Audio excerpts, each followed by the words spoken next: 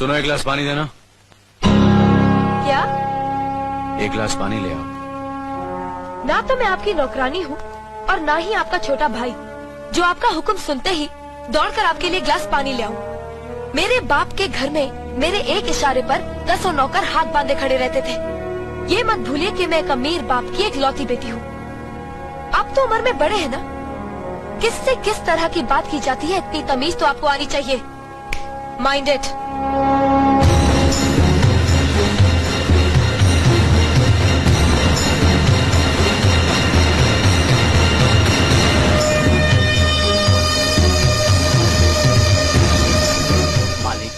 छोटी बहू की बात का बुरा मत मानना, नादान है, बच्ची है। गलती हमारी है मुनीम जी।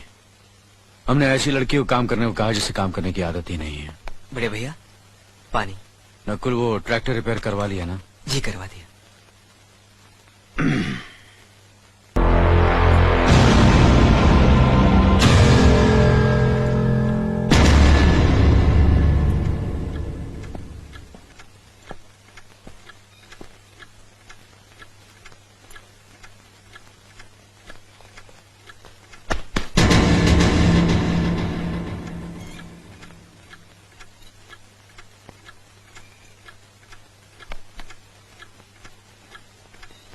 इसे मैं फेंक देता हूँ बड़े भैया, आप चाहिए।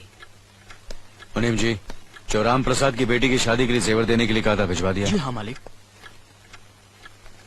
शहर में रहकर यही बदतमीजी और ओछी हरकतें सीखी आपने? अपने से बड़ों का लिहाज करना नहीं आता आपको? किससे कह रहे हो तुम? आपसे कह रहा हूँ। औरत पैदा हुई है तो औरत की तरह रहना सीखे। मीना। नकुल, तुम अंदर जाओ।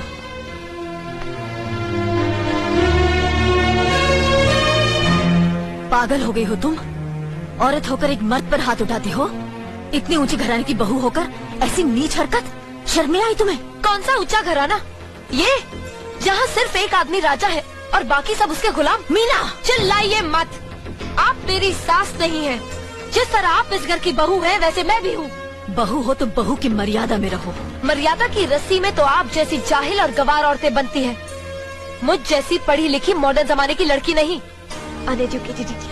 Excuse me, I am not an illiterate. I am a graduate from the University of Allahabad. I am aware of the modernization of women, but I have not forgotten my culture, my customs, my traditions and my values, and most of all, I never ever forget that I am an Indian woman. Modern जमाने की औरत भी औरत ही होती है। उसे भी मर्द ही ब्याह कर ले जाता है, मर्द को ब्याह कर वो नहीं ले जाती। जमाने ख्याल और लिबास बदल देते हैं, औरत की शरीर की बनावट नहीं। लोग तुम्हारे ख्याल की लड़कियों को लज्जत का सामान भले ही समझते हो, इज्जत के काबिल कोई नहीं समझता। इज्जत आज भी उन्हीं औरतों की होती है जिनकी आंखों में हया हो, लाज हो, शर्म हो। हम नहीं कहते कि तुम बंदिशों में रहो, लेकिन अपने दायरे की सीमा को मत भूलो। लड़की जब अपने माँ बाप के घर होती है तब उसके कांधों पर अपने ही घर की इज्जत का बोझ होता है, लेकिन जब वो बहू बनकर ससुराल जाती है तब उसके कांधों पर एक नहीं 2 परिवारों की इज्जत का बोझ होता है। आज जिस तरह तुमने नकुल को तमाचा मारा, अगर उसी तरह उसका भी हाथ उठ जाता तो तुम्हारी क्या इज्जत रह जाती? कभी सोचा तुमने? क्या बात है मीना?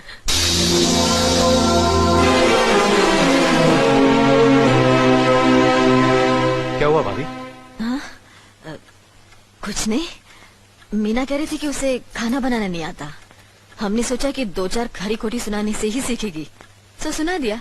बस रोने लगी। क्यों अर्जुन, हमें तुम्हारी बीवी को डांटने का भी हक नहीं? क्यों नहीं, आप हमारी भाभी माँ हैं। आप मार सकती हैं, डांट सकती हैं, कुछ भी कर सकती हैं।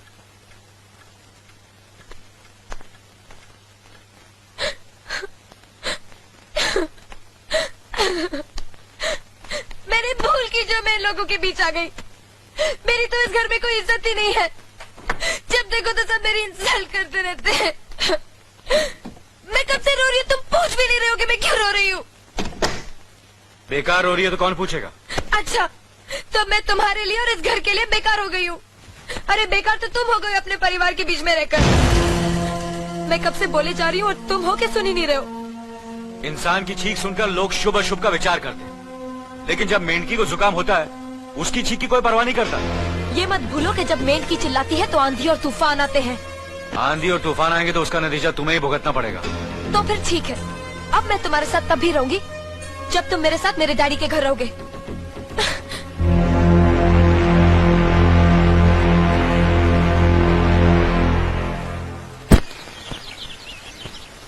हमारी मीना बहुत प्यारी बच्ची है, लेकिन उसमें अभी भी बचपना है। हमारे तौर तरीकों को नहीं जानते है ना, लेकिन आस्ता आस्ता हम उसे सब सिखा देंगे।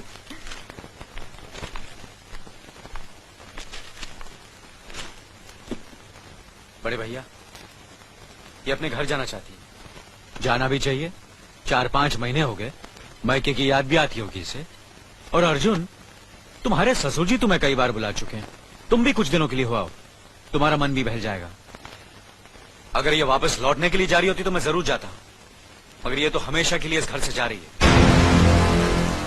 कैसी बातें कर रहे हो?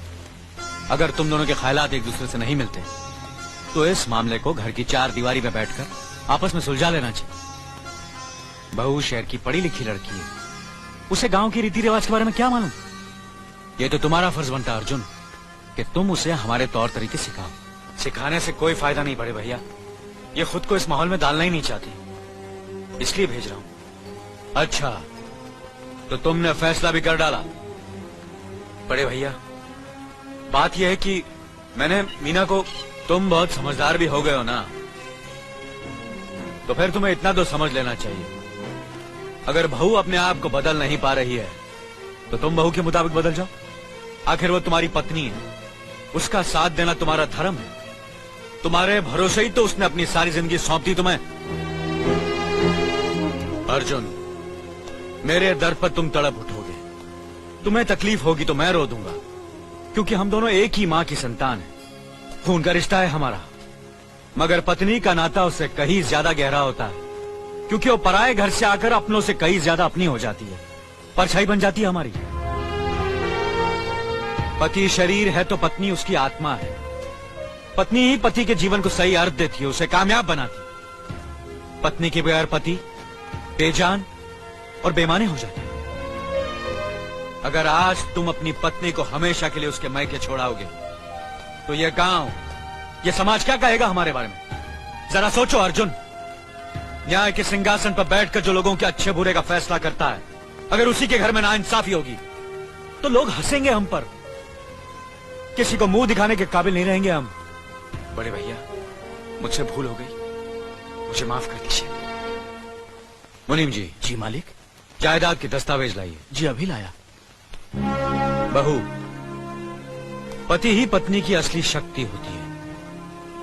हमारे पुरखों ने कुल धर्म पत्नी के बारे में कहा है, जो पति के काम में उसकी मददगार हो, उसे अच्छी सलाह दे, जो दासी की तरह उसकी सेवा करे, मां की तरह उसे खिलाए पिलाए, लक्ष्मी का रूप और धरती की तरह उसमें सहन शक्ति हो, वही आदर्श पत्नी होती है।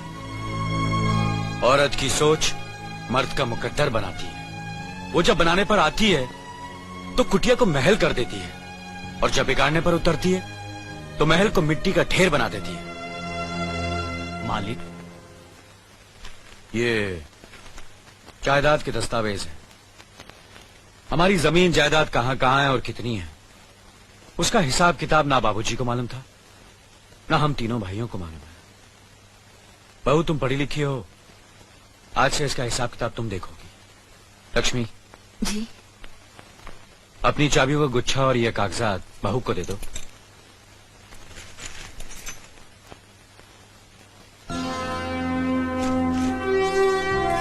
आज से तुम इस घर की मालकिन हो। तुम जहां कहोगी, जिस कागज पर कहोगी, हम तीनों भाई चुपचाप आंख बंद करके दस्तखत कर देंगे। जैसा कहोगी वैसा ही करेंगे। बस एक ही विनती है बहू, हम तीनों भाइयों को अलग करने का ख्याल अपने मन में कभी आने मत देना।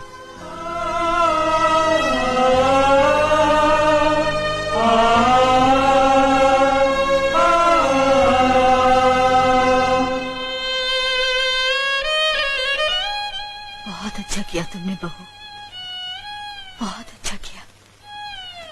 इनकी आंखों में आंसू देखने की हमने सपने में भी उम्मीद नहीं की थी, लेकिन तुमने हमें दिखा दिया।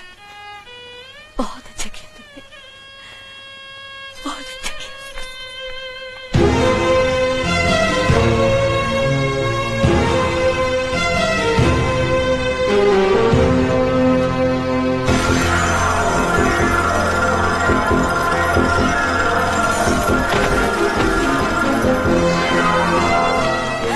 मीना, मीना, क्या हुआ बहू?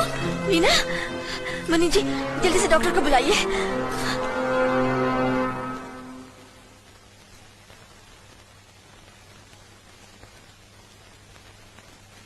घबराने की कोई बात नहीं, ये माँ बनने वाली है।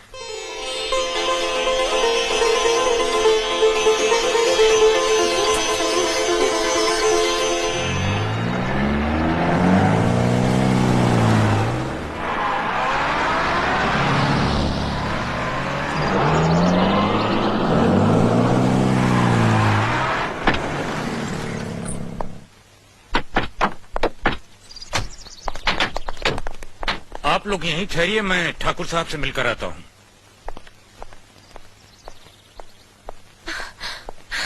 डैडी, डैडी, कैसी हो बेटी? What a pleasant surprise. आने की खबर भी नहीं की।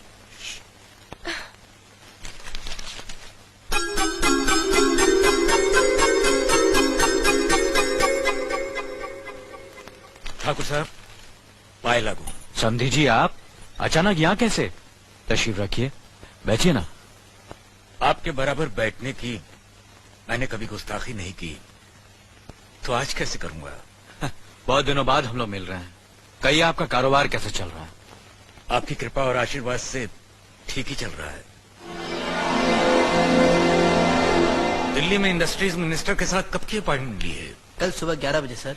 इनकम टैक्स केस का वकील ने कहा है कि 15 तारीख की हियरिंग में मामला क्लियर हो जाएगा। आज एक्सपोर्ट का माल जापान के लिए जहाज से रवाना हो जाएगा ना? जी हाँ सर। नमस्ते ठाकुर साहब। नमस्ते नमस्ते नमस्ते। अरे दीनानाथ जी, आप लोगों ने यहाँ आने की तकलीफ क्यों की? मैं आपकी संस्था के लिए गवर्नर साहब से बात कर चुका हूँ, आपका काम हो जाएगा। धन्यवाद, बहुत बहुत अरे गोपीनाथ जी, होम मिनिस्टर ने वादा किया कि आपके भाई का ट्रांसफर जल्दी ही हो जाएगा। Thank you sir. Daddy, good morning daddy. Good morning my child.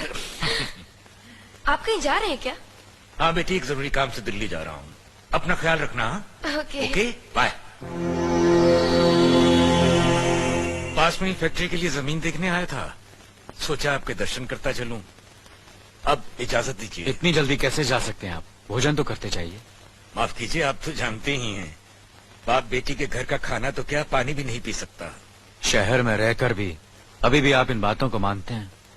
शहर में रहूं या गांव में, मैं अपनी परंपरा और संस्कार कैसे भूल सकता हूं? आखिर मैंने इसी मिट्टी में जन्म लिया है।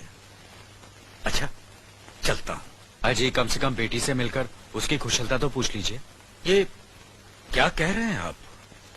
मैं इतना ऊंचा नहीं हूं कि अपनी बेटी की कुशलता पूछकर आपका अपमान करूं। ठाकुर साहब, ये तो मेरी बेटी का सौभाग्य है कि वो इस मंदिर जैसे पवित्र घर में बहू बनकर आई, और फिर आपकी छत्र छाया में तो वो कुशल हो गई ही। राम राम। राम राम।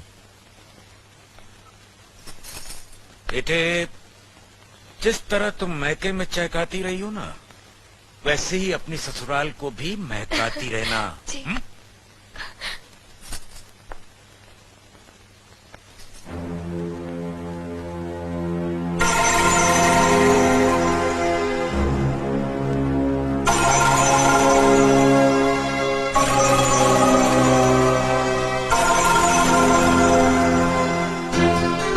बड़े हैं ना, किससे किस तरह की बात की जाती है, इतनी तमीज तो आपको आनी चाहिए।